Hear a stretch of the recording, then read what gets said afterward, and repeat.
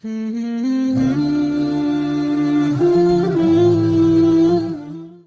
Number 689 عبداللہ بن عباس رضی اللہ. اس کو کیوں نہیں چل رہا بھائی؟ کوئی عبارت پڑھنے کی ضرورت ہی نہیں ہے. یہ کیوں نہیں چل رہا؟ یہ لائٹ نہیں ہے. چلو جی لائٹ نہیں ہے.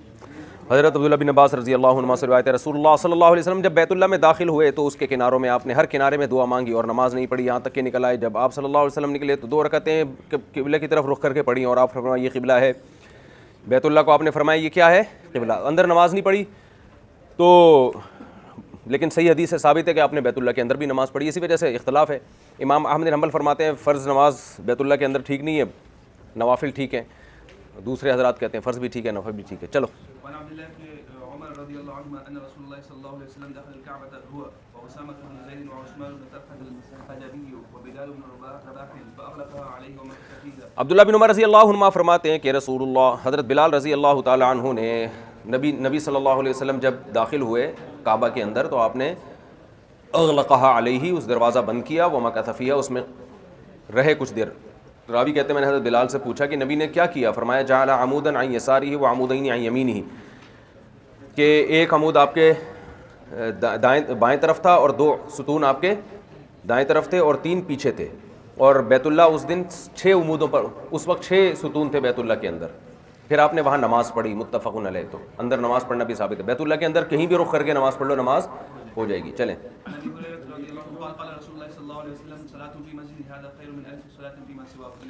رسول اللہ صلی اللہ علیہ وسلم نے فرمایا میری اس مسجد میں یعنی مسجد نبوی میں نماز باقی مسجدوں میں نمازوں سے 1000 درجہ بہتر ہے الا المسجد الحرام سوائے مسجد حرام کے. مسجد حرام میں نماز 1,00,000 کے برابر ہے. جی.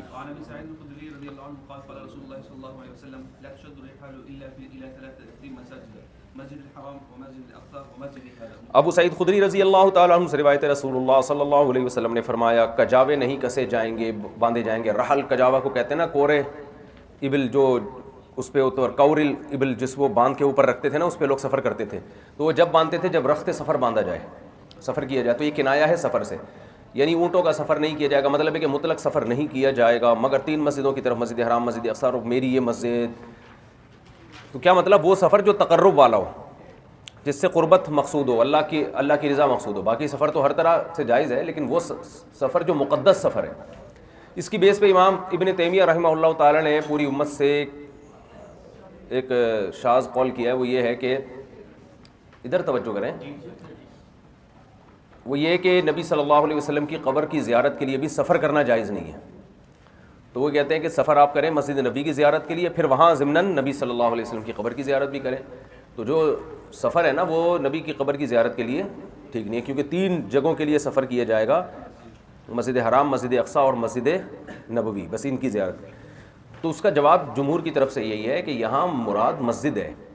یہ جو حدیث میں آتا ہے نا لا تشد الرحال الا الى 3 مساجد, مستثنیٰ میں اصل یہ کہ متصل ہوتا ہے. نبی نے جو یہ فرمایا کہ سفر نہیں کیا جائے گا مگر 3 مسجدوں کی طرف, تو مطلب کسی مسجد کی طرف نہیں کیا جائے گا مگر 3 مسجد. تو اسلام میں باقی جتنی بھی 3 مسجدوں کے علاوہ مسجدیں ہیں ان کی طرف سفر کی اضافی فضیلت نہیں ہے.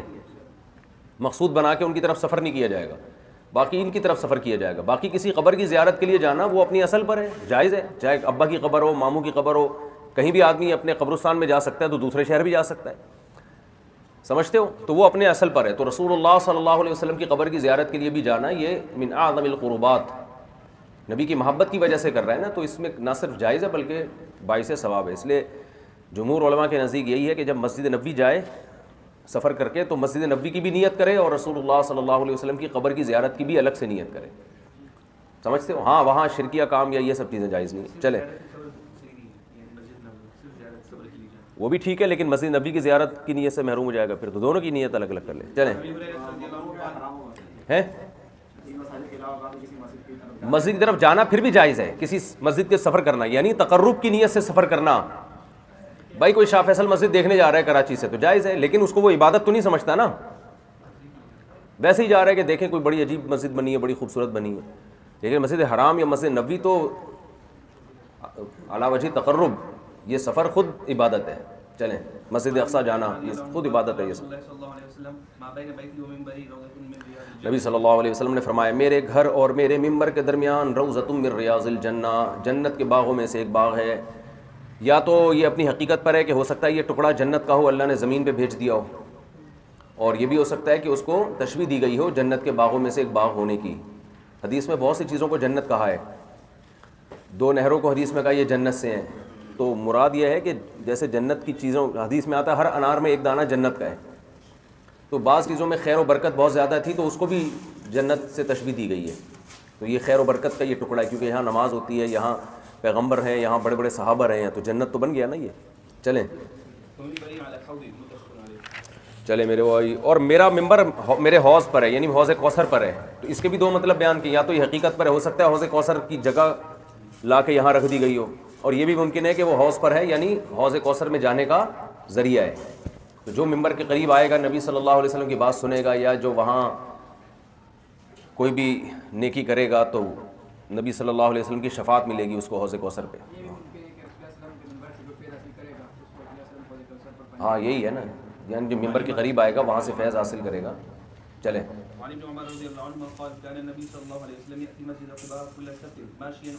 حضرت عبداللہ بن عمر رضی اللہ عنہ سے روایت رسول اللہ صلی اللہ علیہ وسلم مسجد قباء ہر ہفتے کو آیا کرتے تھے, کبھی پیدل کبھی سوار, اور پھر اس میں 2 رکعتیں پڑھا کرتے تھے. مسجد قباء میں 2 رکعت پڑھنے کی الگ سے فضیلت ہے, سمجھتے ہو نا.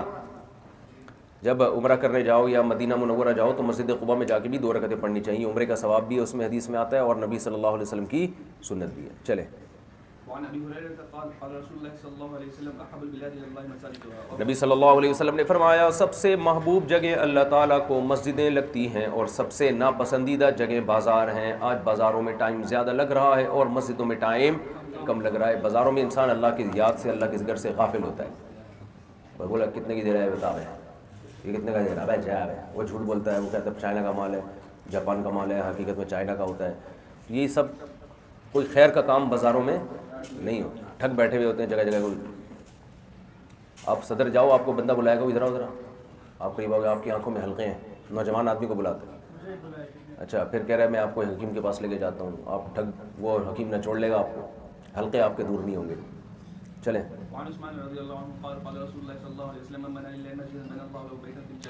حضرت عثمان رضی اللہ عنہ سے روایت رسول اللہ صلی اللہ علیہ وسلم نے فرمایا جس نے اللہ کے لیے مسجد بنائی اللہ اس کے لیے جنت میں گھر بنائے گا. اللہ کا گھر بنایا نا تو اللہ بھی اس کے لیے گھر بنائے گا.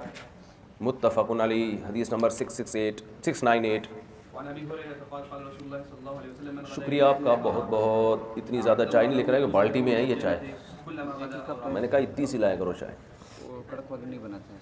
چلو پورے اتنے مگے بھر کے چائے, ایسا لگتا ہے اتنی سی ہونی چاہیے چائے. چلو کبھی, چلو ابھی پھر بات ادھر ادھر ہو جائے گی. حضرت ابو ہریرہ رضی اللہ عنہ سے روایت ہے رسول اللہ صلی اللہ علیہ وسلم نے فرمایا جو مسجد کی طرف صبح کے وقت گیا یا شام کے وقت گیا اللہ تعالیٰ جنت میں اس کے لیے ٹھکانہ بنائیں گے. نزلہ یعنی جو ٹھکانہ مہمانوں کو دیا جاتا ہے. کلما غدا او راحا, جب بھی صبح یا شام کو جائے گا ہر دفعہ میں اللہ اس کے لیے جنت میں مہمانی کا انتظام کریں گے. نزیل مہمان کو کہتے ہیں نا. چلیں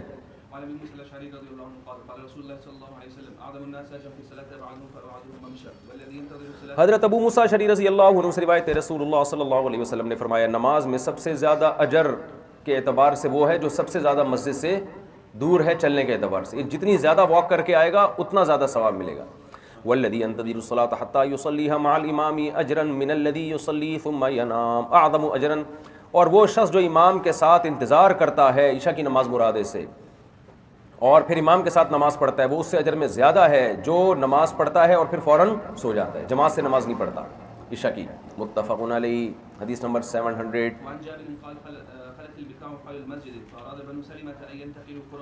حضرت جابر رضی اللہ تعالیٰ عنہ سے روایت ہے کہ مسجد کے قریب جگہ خالی ہوئی, مکان کی پلاٹ کی جگہ خالی ہوئی. بقعہ کی جمع فرماتے ہیں بنو سلمہ نے ارادہ کیا کہ وہ مسجد کے قریب آ جائیں. فبلغ ذلك النبی صلی اللہ علیہ وسلم, نبی کو یہ خبر پہنچی تو آپ نے ان کے اس سے فرمایا کہ مجھے پتہ چلا ہے تم لوگ یہ چاہتے ہو کہ مسجد کے قریب آ جاؤ. انہوں نے فرمایا بنو سلمہ نے جی ہاں یا رسول اللہ ہم یہ ارادہ کرتے ہیں. آپ نے فرمایا دیارکم یعنی الزموا دیارکم, اپنے گھروں کو لازم پکڑو. تکتب آثارکم, تمہارے قدموں کے نشانات لکھے جاتے ہیں, یعنی تم دور سے چل کے آ رہے ہو تو اللہ اس پہ تمہیں اجر دے گا.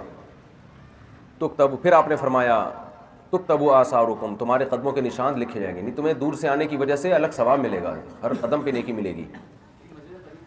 مسجد کے قریب رہنے کی اپنی فضیلت ہے، دور کی اپنی فضیلت ہے. دور کی فضیلت اس کے لیے ہے جو مسجد سے دل اس کا جڑا ہوا ہو، وہ تو آتا رہے گا. جس کا دل جڑا ہوا نہیں ہے وہ پھر قریب آ جائے زیادہ اچھا ہے، ورنہ ناغے کرے گا نماز کے.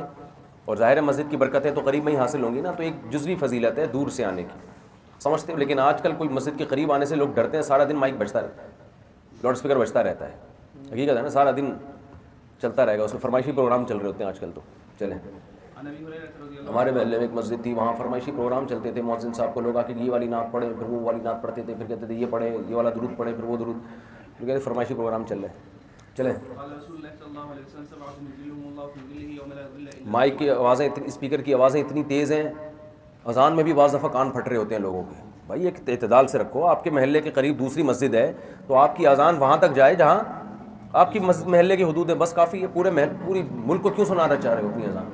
کان پھٹتے ہیں لوگوں کی، حقیقت ہے. بچے ڈر جاتے ہیں لوگ، تبھی تو دین سے دور بھاگتے ہیں کہ یہ لوگ کیا خود اپنے جب ان کا مسئلہ آتا ہے تو قرآن حدیث ایک طرف، ورنہ سارے گھنٹے گھنٹے بیانات کرتے رہیں گے، دوسرے کو تکلیف سے بچاؤ، دوسرے کو تکلیف سے بچاؤ. بیانات کروا لو ان سے. اپنا معاملہ آتا ہے بھوپو لے کے لوگوں کے کان پھاڑ رہے ہوتے ہیں جا کے، اسی لیے لوگ بدگمان ہوتے ہیں. پھر چلو،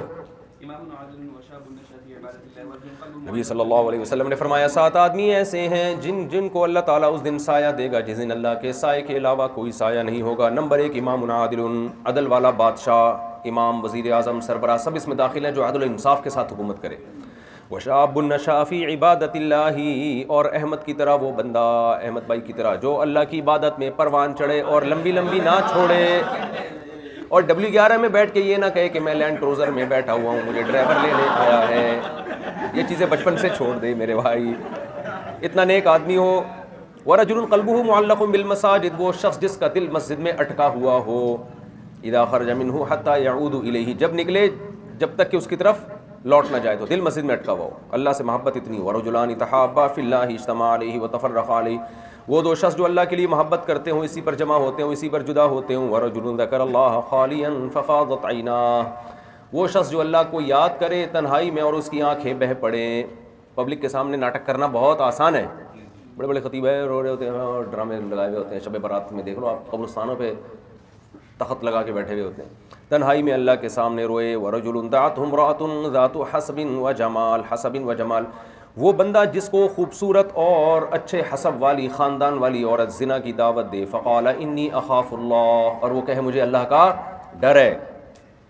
ورجل تصدق بصدقة فأخفاها حتى لا تعلم شماله ما تنفق يمينه، وہ شخص جو اللہ کی راہ میں صدقہ کرے یہاں تک کہ بائیں ہاتھ کو پتہ نہ چلے کہ دائیں نے کیا صدقہ کیا ہے.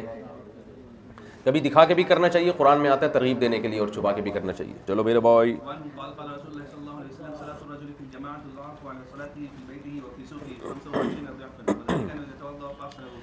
حضرت ابو ہریرہ رضی اللہ عنہ سے روایت ہے، رسول اللہ صلی اللہ علیہ وسلم نے فرمایا جماعت میں بندے کی نماز اس کی نماز پر، اس کے گھر میں نماز اور بازار میں نماز پر 25 درجے فضیلت رکھتی ہے. اور یہ 25 درجہ اجر کیوں ملتا ہے زیادہ؟ ایک نماز گھر میں پڑھو، مسجد میں جماعت سے پڑھو تو ایسے جیسے 25 دفعہ پڑھی وہ نماز. آپ فرمایا یہ اس لیے ہے کہ انہ اذا توضأ فاحسن الوضوء، جب وہ وضو کرتا ہے اچھی طرح سے، ثم خرج الى المسجد لا يخرجه الا الصلاة، اور مسجد کی طرف نکلتا ہے اور سوائے نماز کے کوئی چیز ایسی نہیں ہے جس نے اس کو گھر سے نکالا. ثم لم يخطو خطوة الا رفعت له بها درجہ، ہر قدم پہ اللہ ایک درجہ بلند کرتے ہیں اور ایک گناہ معاف کرتے ہیں. پھر جب نماز پڑھتا ہے تو فرشتے اس کے لیے مسلسل نماز دعا کرتے رہتے ہیں جب تک وہ اپنی مصلی پر جہاں نماز پڑھی وہاں بیٹھا رہتا ہے. تو مسجد میں بیٹھنا بہت بڑی ٹینشن بن گیا ہے نا آج کل، تو وہاں تمیز سے جا کے بیٹھ جاؤ، یہ بھی بہت ثواب ہے نماز کے انتظار میں یا نماز کے بعد. تو آپ نے فرمایا اور وہ فرشتے دعا کرتے ہیں اللہم صلی علیہ، اللہ اس پر رحمت بھیج، اللہم ارحمہ، اس پر رحمت بھیج. ولا یزال احدکم فی صلاۃ منتظر الصلاۃ، تم میں سے ہر شخص جب تک وہ نماز کے انتظار، فی صلاۃ منتظر الصلاۃ، جب تک وہ نماز میں ہوتا ہے اس وقت تک، جب تک نماز کے انتظار میں ہوتا ہے وہ نماز کے اندر ہی کہلاتا ہے اللہ کی نظر میں. ٹھیک ہے، اللہم صلی علیہ جو فرشتے کہتے ہیں اس کا مطلب خصوصی رحمت ہے. ٹھیک ہے، اس کے میں صلاۃ اور رحمت میں کیا فرق ہے کئی بار بتا چکا ہوں. وفی روایت قال اذا دخل المسجد كانت الصلاة تحبسه، آپ صلی اللہ علیہ وسلم فرمایا جب وہ مسجد میں داخل ہوتا ہے اور نماز اس کو روک لیتی ہے اور پھر اس کو مسلسل نماز کا ثواب ملتا ہے. اللہم اغفر له اللہم تب علیہ، بھی فرشتے دعا کرتے ہیں اللہ اس کی مغفرت کر دے، اس کی توبہ قبول کر لے. ما لم یؤذ فیہ، جب تک وہ فرشتوں کو تکلیف نہ دے. ما لم یحدث فیہ کیا مطلب؟ جب تک اس کو حدث لاحق نہ ہو. اگر اس نے گیس خارج کر دی بدبو والی تو پھر فرشتے وہاں سے بوریہ بستر گول کر کے نکل لیتے ہیں.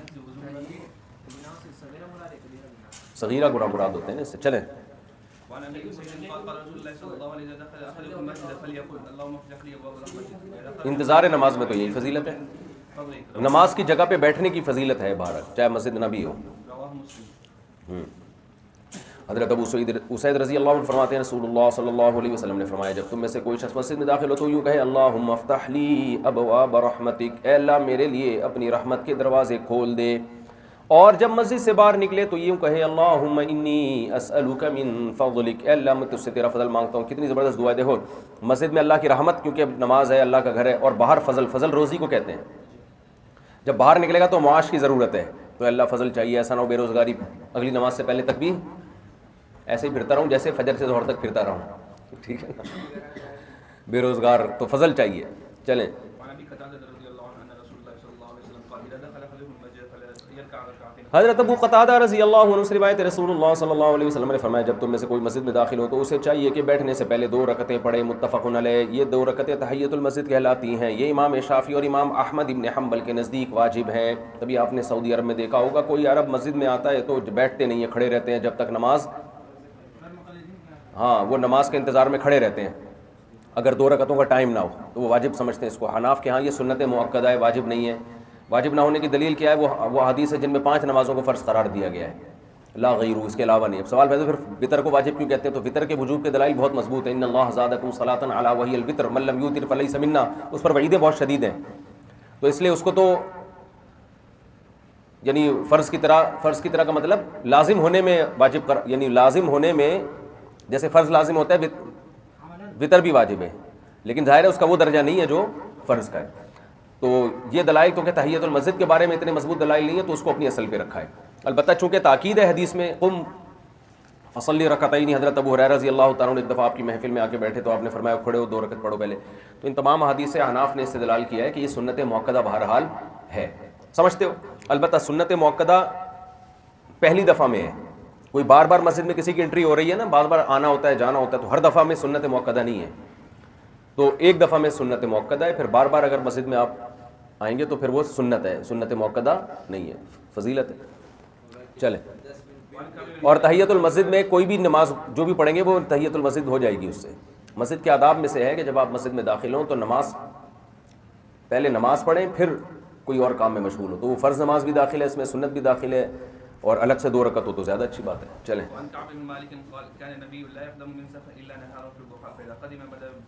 حضرت کعب بن مالک رضی اللہ عنہ سے روایت رسول اللہ صلی اللہ علیہ وسلم سفر سے ہمیشہ دن میں آتے روشنی میں. جب آتے تو آپ مسجد میں پہلے جاتے اور 2 رکعتیں پڑھتے، پھر مسجد میں بیٹھتے، لوگوں سے ملتے، پھر گھر جاتے. نبی صلی اللہ علیہ وسلم رات کو گھر میں نہیں آتے. وجہ اس کی دوسری حدیث میں ہے کہ آپ صلی اللہ علیہ وسلم نے فرمایا، یعنی حدیث کا مفہوم ہے کہ جب قافلہ آتا نا تو شہر کے کنارے آپ قاصد کو بھیجتے کہ اطلاع دے دو کہ ہم آ گئے. اچانک گھر میں داخلے کو آپ صلی اللہ علیہ وسلم نے پسند نہیں کیا. آپ نے فرمایا تم کیا چاہتے ہو کہ گھر والوں کو ایسی حالت میں دیکھو جس سے تم ناپسند کرتے ہو. تو اس میں ناپسند میں دونوں چیزیں داخل ہیں. کوئی برائی پر مطلع ہو جاؤ، بدگمانی ہوگی، یہ بھی ہو سکتا ہے، اور دوسرا اس کا حلیہ خراب ہو نا. لتستحد المغیبہ وتمتشط الشعثہ، پراگندہ ہوگی اپنے بال بنا لے گی. تو بعض دفعہ آدمی اپنی بیوی کو ایسی کنڈیشن میں دیکھتا ہے، آدمی بہت روتا ہے کمرے میں جا کے کہ کاش میں یہاں شادی نہ کرتا. سمجھ رہے ہو نا؟ اس کی آہ کیسے نکلی ہے بیچارے کی، آہ نکلی ہے. تو آدمی کہتے ہیں کاش یہ میں نے غلطی کی ہے شادی کر کے، میرے ساتھ دھوکہ ہوا ہے. چلو بہرحال جب آپ سفر سے آئیں تو گھر والوں کو پہلے بتا دیں. یہ اچانک چھاپے مارنا یہ کوئی شریف لوگوں کا کام نہیں ہے.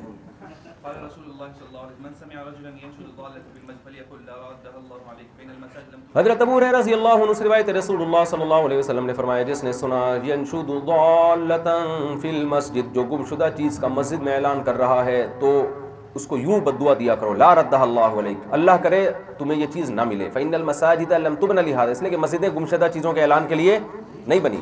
البتہ مسجد ہی میں کسی کی چیز گمی ہو تو پھر اعلان کر سکتا ہے. یہ وہ ہے جب باہر گمی ہو اور لوگ سمجھیں کہ مسجد ایک مجمع ہوتا ہے تو یہاں پبلک پلیس بنایا ہوا ہے. مختلف گاؤں دیہاتوں میں تو بچے گھومنے کے تو خیر یہاں بھی ہوتے ہیں، چڑیاں گھومنے کے اعلان ہوتے ہیں، بکری گھومنے کے اعلان ہوتے ہیں. ایک بچہ نیلے رنگ کی نیکر پہنے ہوئے ملا ہے، جن کا بچہ ہے آ کے لے جائیں. ایک صاحب نے کہا یہ جن کا بچہ مسجد میں کیا کر رہا ہے بھائی؟ انسانوں کے بچے بتاؤ یہاں پہ جن کا بچہ کیوں؟ ہر چیز کا اعلان ہوتا ہے مسجدوں میں. تو یہ غلط ہے نا، یہ مسجد ہے کوئی تھانہ تھوڑی ہے. ہاں کھیت کا اعلان ہوتا ہے. تو اسی سے پتہ چلتا مسجد میں بھیک مانگنا بھی حرام ہے، کیونکہ دوسرے کی گمشدہ چیز کا آپ مسجد میں اعلان نہیں کر سکتے، تو اپنے لیے کہاں سے مانگ سکتے ہو؟ حالانکہ دوسرے کی گمشدہ چیز کا اعلان کرنے میں تو آپ جس نے لقطہ اٹھایا ہے اس کی مدد بھی کر رہے ہیں، تو جب وہ ٹھیک نہیں ہے جس میں اتنی ساری مصلحتیں ہیں تو اپنے لیے کہاں سے جائز ہو گیا؟ ہاں دوسروں کے لیے چندہ مانگنا جائز ہے کیونکہ یہ صدقے کے قبیل سے ہے، اپنے لیے صحیح نہیں ہے۔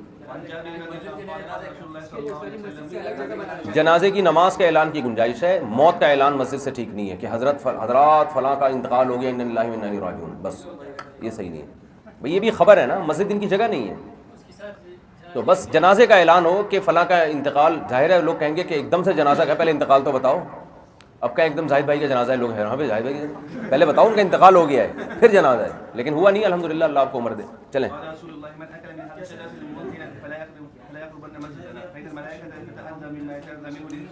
حضرت جابر رضی اللہ تعالیٰ عنہ سے روایت ہے، رسول اللہ صلی اللہ علیہ وسلم نے فرمایا جو اس بدبودار پودے سے درخت سے کچھ کھائے یعنی پیاز اور لہسن، فلا یقربن مسجدنا هذا، مسجدنا ہماری مسجد کے قریب بھی نہ پھٹکے، فإن الملائکۃ تتأذى مما يتأذى منه الانس، اس لیے کہ فرشتوں کو بھی تکلیف ہوتی ہے جن چیزوں سے انسانوں کو تکلیف ہوتی ہے، تو یہ چیز انسانوں کی تکلیف کا ذریعہ اور فرشتوں کی تکلیف کا بھی ذریعہ۔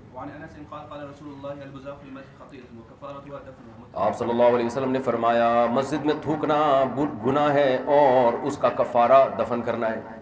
پہلے کچی مسجدیں ہوتی تھیں، اب تو مسجد میں تھوکنے کا تصور ہی نہیں ہے نا، کیونکہ پکی مسجد ہے، تو کچی مسجدوں میں بعض لوگ تھوک دیا کرتے تھے، تو آپ نے فرمایا یہ گناہ کی بات ہے، مسجد میں تھوکنا جائز نہیں ہے، اور اگر کسی نے غلطی کر لیا تو اب اس کو دفن کرے تھوک کو۔ چلیں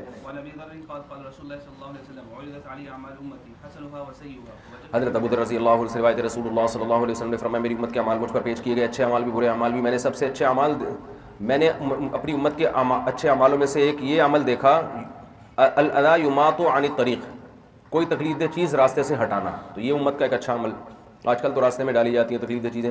ووجدت فی مساوی اعمالها، اور میں نے برے اعمال میں دیکھا النخاعۃ تکون فی المسجد، بلغم جو مسجد میں پھینکا ہو اور لا تدفن، اور اس کو دفن نہ کیا گیا ہو، یہ بھی برائی ہے۔ یہ جو مسجد میں وضو خانوں میں جو تھپیڑے لگے ہوئے ہوتے ہیں نا بلغموں کے وضو کے وقت، یہ بھی گندگی میں داخل ہے، اگلا آ کے بیٹھتے ہیں، نسوار کے پھٹکیاں، پانوں کے پیکیں، یہ سب اس میں داخل ہے، تمیز سے وضو کیا کرو۔ چلو فلا یبصق امامہ، آپ صلی اللہ علیہ وسلم نے فرمایا جب تم کوئی نماز میں کھڑا ہو تو اپنے سامنے من نہ تھوکے، اس لیے کہ وہ اللہ سے مناجات کر رہا ہے جب تک نماز میں، اور نہ دائیں طرف تھوکے اس لیے کہ وہاں فرشتہ ہے، اپنے بائیں طرف تھوکے یا اپنے پاؤں کے نیچے تھوکے اور پھر اس کو دفن کر دے۔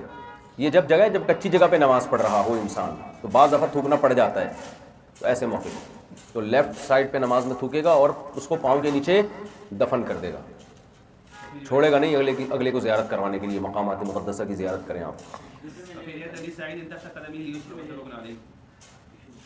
اچھا چلیں چلو، حضرت عائشہ رضی اللہ عنہ سے روایت ہے رسول اللہ صلی اللہ علیہ وسلم نے اپنے اس مرض میں جس سے آپ پھر شفا نہ ملی آپ کو اور آپ کا انتقال ہو گیا، اس مرض میں نبی صلی اللہ علیہ وسلم نے فرمایا لعن اللہ الیہود والنصارى، اللہ یہود و نصارہ پہ لعنت کرے، اتخذوا قبور انبیائہم مساجد، انہوں نے اپنے انبیاء کی قبروں کو سجدہ گاہ بنا لیا۔ نبیوں کی قبروں پہ سجدہ کرنا حرام ہے، جب نبی کی قبر پہ حرام ہے تو باقی کون بزرگ ہے پھر؟ متفق علیہ، بخاری مسلم کی حدیث۔ جی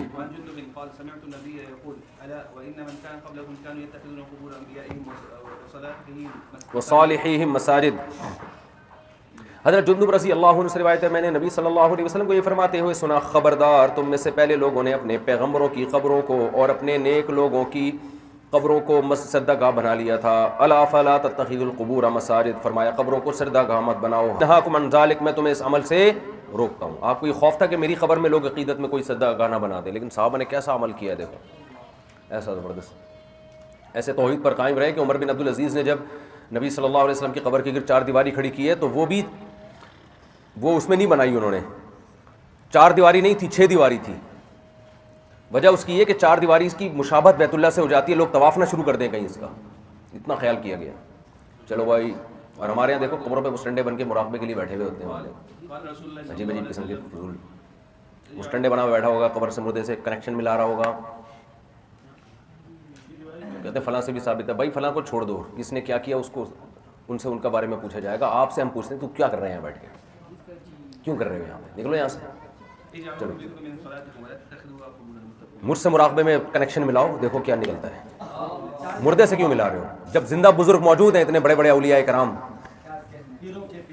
تو ہمارے سامنے بیٹھ کے کنیکشن ملاؤ، آپ کے سارے درجات سلوک کے 17-18 مناظر انشاءاللہ بیٹھے بیٹھے آپ کے طے ہو جائیں۔ فیض میرا ثابت ہے، جب اتنے بڑے اولیاء کرام موجود ہیں، آپ کو کچھ شک ہے میرے بزرگوں نے؟ شک نہیں کرنا، دیکھو تعلیم پہ شک، اس میں تو شک کرنا بھی میں سمجھتا ہوں کہ عین ایمان کا حصہ ہے۔ چلو، تو جب بھی کسی کو قبر پہ جانا ہے نا فیض حاصل کرنے کے لیے، تو آخر کی خدمت میں لے آؤ اس وہ والا فیض جو ظاہر ہے جو شرک کا ذریعہ بنتا ہے۔ ایک تو ہوتا ہے نا قبرستان زیارت کرنا آخرت کی یاد تازہ کرنے کے لیے، یہ والا فیض تو جائز ہے، یہ تو حدیث سے ثابت ہے۔ ایک ہوتا ہے وہ والا فیض جو مسٹنڈے لوگ بیٹھے ہوئے ہوتے ہیں قبروں پہ۔ چلو جی، اس کو طبیعت سے فیض ملے گا انشاءاللہ، ہمارے پاس آ کے لیڈ دوں گا اس کو، لیڈ باقاعدہ۔ چلیں کنیکشن کیا بس چھوڑ دیں، میں نے کہا کوئی بڑے بزرگ جو کرتے رہے ان کو چھوڑ دیں آپ، میں آج کی بات کر رہا ہوں اپنی بات، وہ والا فیض نہیں ہے۔ چلیں ابے ہم قرآن و سنت کے پابند ہیں، ختم، دیٹس آل۔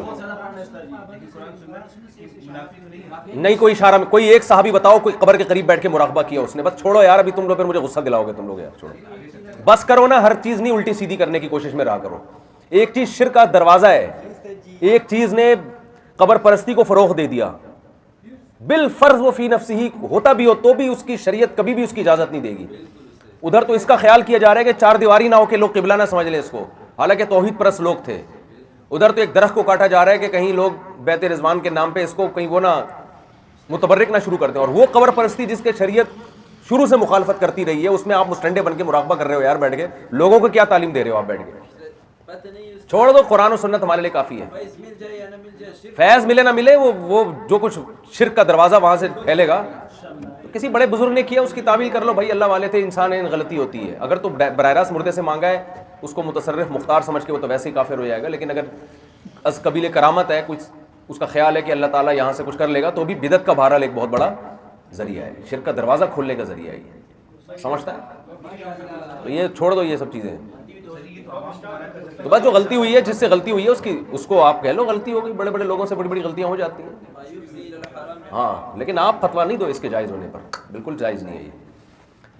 شریعت پہ چلو، سیدھا سیدھا انسان کے بچے بنو، 5 ٹائم نماز پڑھو، اشراق پڑھو، تہجد پڑھو، روزے رکھو، پیر جمعرات کا رکھ لو، نہیں رکھتے تو جو جس دن موقع ملتا ہے اس دن روزہ رکھ لو، اللہ اللہ کر لیا کرو، صبح شام کی تسبیحات کرو، ماں باپ کی خدمت کرو، 4 شادیاں کرو، بچے اسپیڈ سے پیدا کرو، بس یہ فیض ہمارے لیے کافی ہے، مزید کسی فیض کی ہمیں ضرورت نہیں۔ بھائی جو نیک لوگ سے کوئی غلطی ہوتی ہے تو اس کی تعویل کی جاتی ہے، یہ شریعت سے ثابت ہے۔ تو کیا کرنا ہے ہمیں؟ میں تصوف کے مراتب کا انکار تھوڑی کر رہا ہوں، لیکن ہم نے کیا کرنا ہے ان مراتب کا؟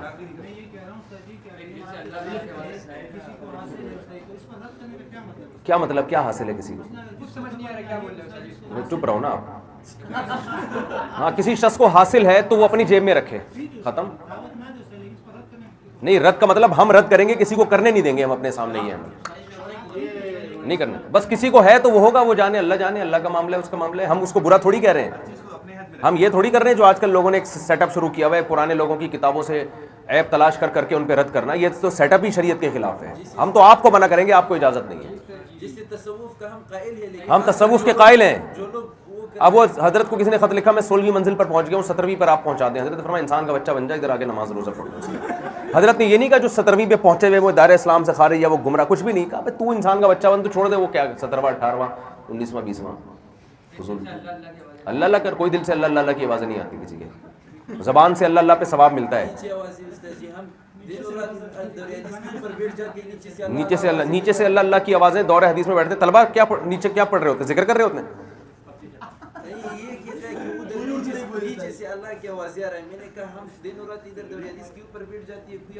دور حدیث کے اوپر بیٹھتے ہیں یہ آج کل۔ چلو یار چلو سبق کرو۔ دیکھو زاہد بھائی، ہر بدعت کی بنیاد یہیں سے ہوتی ہے، سمجھ رہے ہو؟ گاؤں دیہاتوں میں لوگوں نے کیا کر دیا جا کے یار، ہر بدعت کی بنیاد۔ تصوف کا مطلب یہ کسی اللہ والے بزرگ سے بیعت ہو کے اپنی اصلاح کراؤ کہ حضرت میرے اندر حسد، بغض، کینہ، دنیا کی محبت حب جا، بڑا بننے کا شوق، یہ چیزیں آ گئی ہیں، یہ ختم کرائیں میری، اور گناہ مجھ سے نہیں چھوٹ رہے، بس اس کا نام ہے تصوف۔ جو شیخ یہ کام کرتے وہ کامل بزرگ ہے، جو یہ کام نہ کرے منازل میں بٹھا کے گھماتا رہے آپ کو، وہ ٹائم ضائع کیا اس شیخ نے بھی اپنا بھی آپ کا بھی۔ جی چلیں بھائی یار، کہاں چلا گیا؟ عن ابن عمر رضی اللہ عنہ، یہ بتا دیا نا، اپنے گھر میں بھی نماز پڑھا کرو، اس کے قبرستان مت بناؤ، نوافل گھر میں پڑھنا افضل ہے۔ چلیں، نبی صلی اللہ علیہ وسلم نے فرمایا مشرق اور مغرب کے درمیان قبلہ ہے، یہ مدینہ میں تھا، یہ بھی اسلام کا معجزہ ہے کہ نبی صلی اللہ علیہ وسلم نے مسجد نبی قبلے کی طرف رخ کیا، آج تک وہ اسی رخ پر ہے، اور آج فلکیات سے پتہ چلا کہ بالکل سیدھا کہاں ہے، قبلے کی طرف ہے۔ تو اس دور میں تو فلکیات کا علم نبی جانتے نہیں تھے اور صحابہ بھی نہیں جانتے تھے، لیکن کیسے زبردست قبلے کا تعین کیا کہ نہیں کیا، تو یہ بھی معجزہ ہے۔ اور اس دور میں جتنی مسجدیں صحابہ نے بنائی ہیں، وہ تو خیر فلکیات کے علم کی وجہ سے بنائی ہیں، وہ بھی سارے بیت اللہ کی طرف ہیں جو اب تک موجود ہیں، لیکن مسجد نبی کا بیت اللہ کی طرف ہونا بہرحال یہ معجزہ ہے۔ وجہ اس کی ہے کہ آپ کھڑے ہوئے تھے بیت المقدس کی طرف رخ کر کے نماز پڑھ رہے ہیں، وہی آئی اور ایک دم نماز میں رخ چینج کر دیا، وہاں تو کوئی نہ کسی نے کیلکولیشن کی نہ کچھ بھی، ایک دم رخ کہاں کیا ہے؟ مسجد نبی کی طرف، اور اسی پر نشان بنا کے مسجد نبی بنائی، یعنی اسی رخ پہ بنائی گئی ہے۔ چلیں،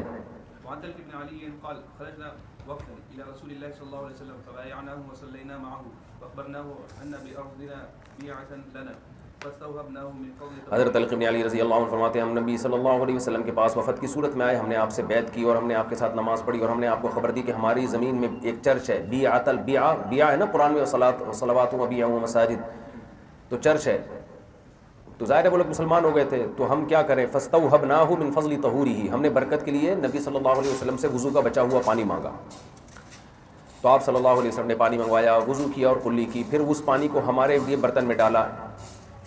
تو اس میں یہ مطلب بھی ہو سکتا ہے بچے ہوئے پانی کو، یہ مطلب بھی ہوتا ہے کلی کر کے اس پانی کو برتن میں ڈالا، ظاہر یہی ہے کہ اس وضو پہ جو پانی استعمال ہوا ہے نا، کیونکہ برکت تو اسی سے ہوگی نا، تو اس پانی کو آپ نے برتن میں ڈالا۔ اچھا، وَأَمَرَنَا فَقَالَ اخْرُجُوا، پھر ہمیں حکم دیا، فرمایا نکل جاؤ، فَإِذَا أَتَيْتُمْ أَرْضَكُمْ فَاكْسِرُوا بِيَعَتَكُمْ، اس چرچ کو توڑ دو، یا تو اس سے مراد ہے اس کے محراب کو توڑ دو تاکہ قبلے کی طرف کرنا ہے نا اس کو، یا اس کا مطلب یہ ہے کہ پورا چرچ توڑ کے اس طرف رخ کر کے مسجد بنا دو، دونوں مطلب ہو سکتے ہیں۔ وَانْزَحُوا مَكَانَهَا بِمَا بِهَذَا الْمَاءِ، اس پانی کو وہاں ڈالو اس جگہ پر، وَاتَّخِذُوهَا مَسْجِدًا، اور اسے مسجد بنا لو۔ فَلَمَّا قُلْنَا إِنَّ الْبَلَدَ بَعِيدٌ وَالْحَرُّ شَدِيدٌ وَالْمَاءُ يُنْشَفُ، فرمایا پانی خشک ہونے کا خطرہ ہے، شہر دور ہے تو یہ پانی تو کم پڑ جائے گا، تو آپ نے فرمایا مُدُّوهُ مِنَ الْمَاءِ، اس میں دوسرا پانی ملاؤ، فَإِنَّهُ لَا يُرِيدُهُ إِلَّا طِيبًا لَا يَزِيدُهُ إِلَّا طِيبًا، تو وہ دوسرا پانی جتنا ملاؤ گے وہ اس کی پاکیزگی اسی حساب سے بڑھتی چلی جائے گی، کیونکہ نبی کا جھوٹا پانی، وضو کا مستعمل پانی اس میں شامل ہوگا تو وہ پورا پانی طیب بن جائے گا، سمجھتے ہو؟ چلو، تو اس سے تبرک بھی آثار الصالحین کے جواز پر استدلال کیا گیا ہے۔ ابن تیمیہ رحمہ اللہ کا بھی یہاں جمہور امت سے اختلاف ہے، وہ کہتے ہیں صرف پیغمبر کے آثار سے تو تبرک جائز ہے، باقی کسی اور سے جائز نہیں ہے۔ جمہور کی رائے یہی ہے کہ نہیں، باقی تبرک بھی جائز ہے، یعنی کسی بزرگ کی قمیص پہن لے آدمی تبرک کی نیت سے، ٹوپی پہن لے تبرک کی نیت سے، جائز، اس میں ناجائز ہونے کی کوئی دلیل نہیں، لیکن بہرحال اس پر سب کا اتفاق ہے کہ جہاں اس سے شرک پھیلنے کا ذریعہ ہوگا، غلوف کا ذریعہ یہ چیز بنے گی، وہاں یہ عمل ناجائز ہو جائے گا، سمجھتے ہو؟ لوگ عمل کو چھوڑ کر بزرگوں کی ٹوپیوں پہ فوکس کر رہے ہیں جیسے کہ آج کل ہو رہا ہے، تو یہ پھر عمل اس وقت تو بہرحال یہ ناجائز ہوگا، سمجھتے ہو؟